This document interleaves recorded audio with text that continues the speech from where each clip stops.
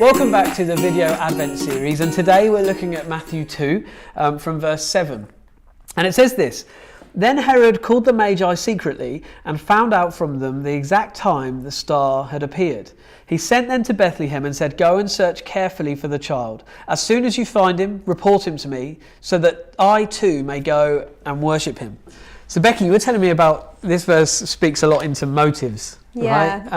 Share a little bit about that. Well, I was just, obviously we know the story that Herod is really after Jesus. He wants to kill him off. He's feeling anxious. He's feeling scared for his position. And so there's that, you can just feel, can't you, this like, smiling face, but really there's the stuff behind those questions like, I too may go and worship him. You just think, wow, this guy is going to murder children under the age of 2 when he gets to here. So the motivation for him to want to go and worship the Jesus, the King, is just so warped. But then we've got the Magi who've come from miles and miles, and they've heard and seen in the sky this expectation that God is going to change humanity. And so their expectation, they've travelled with that expectation across lands to come to find this King. And so they have there's such a purity about them. They've got no political or religious background, but they just are passionate about finding Jesus.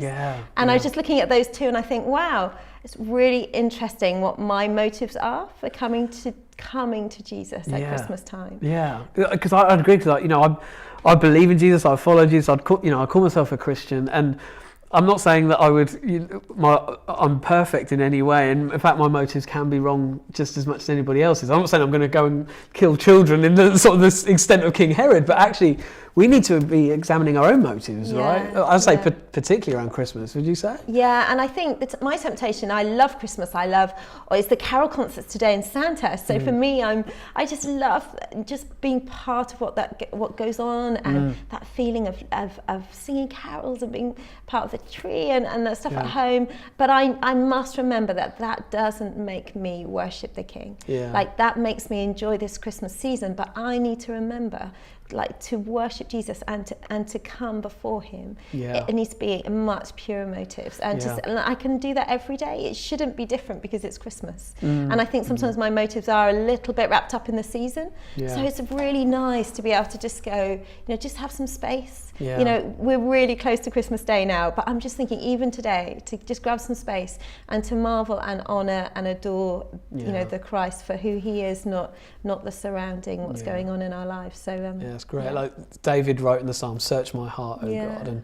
And what does it look like today for you to do that Becca was saying, to seek out what are your motives, where are your motives at today? Take some time today to ask God to search your heart, and maybe there might be some conversations you need to have with him about where your focus and your motives are over this Christmas period.